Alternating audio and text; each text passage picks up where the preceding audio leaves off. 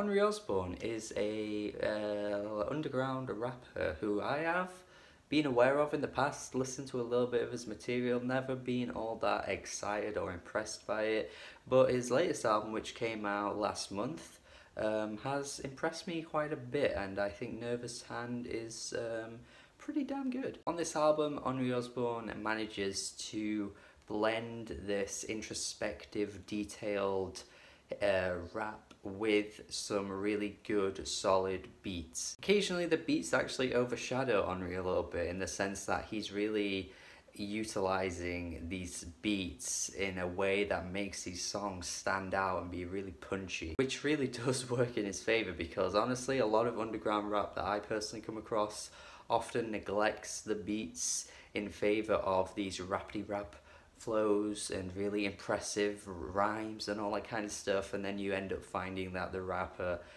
just forgets to make a good song. Like they're showing off all their prowess, all their knowledge, and yet there isn't even a song to be listening to. I've said this quite a bit before, and this is one of the few times that I've gone against what I'm saying, because I do genuinely think that these beats are pretty damn metallic, you know, like they've just got this sound to them that really feel like you're listening to some kind of like garage type music in a way, like these break beats that are pummeling all the way through.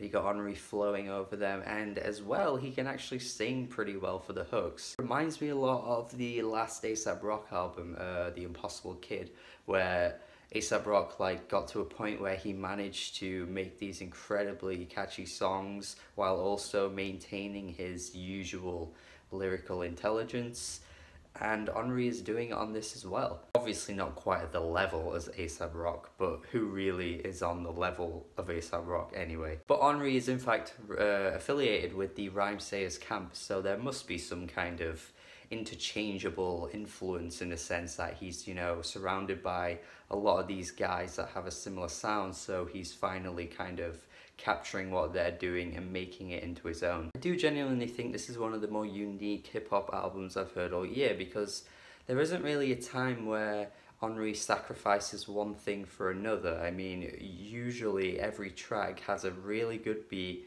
and a pretty decent hook and decent lyrics, at least decent lyrics. Sometimes they're pretty damn good as well. Even there's one point where he samples Nicki Minaj, and it sounds a bit odd, but it kind of works as well. It's only for a little section of the song. It's her verse from Swish Swish by Katy Perry. It's a really random moment, but it doesn't actually feel out of place, which makes it even more random, to be honest. Like, it sounds random, but the more random thing to me is that it works. Like, you would think that that kind of thing just would fail completely and you'd wonder what the hell is this, but it actually doesn't, and it's a bit weird. I could totally imagine people listening to this and not really being interested though. I can imagine there being that crowd of people that don't find this all that impressive, but honestly, tracks like pretty much, like, I just can't understand how this beat works so well, and the way he's flowing on it.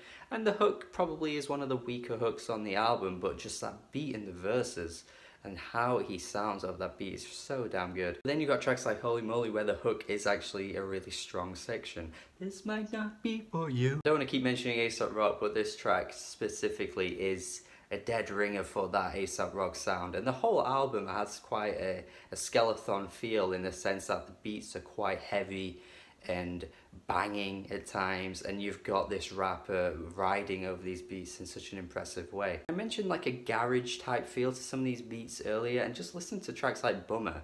I mean, there isn't really many rappers you can point towards to that are rapping over beats like this. Like, I don't really find this often in hip-hop, and it just works so well. I mean, I'm sure you can probably name names off the top of your head, but not really right now in this current state of hip-hop are there many people doing this. Sure, it's not like the freshest sound I've ever heard, like this isn't like game-changing or groundbreaking stuff, but again, just for 2018, I've not loved too many hip-hop albums, and I'm happy to find something like this that's quite fresh to my ears in this year, to be honest. Doesn't really overstay its welcome. 32 minutes long, just not a lot of time to waste on this kind of length of an album. He really utilizes everything he possibly can.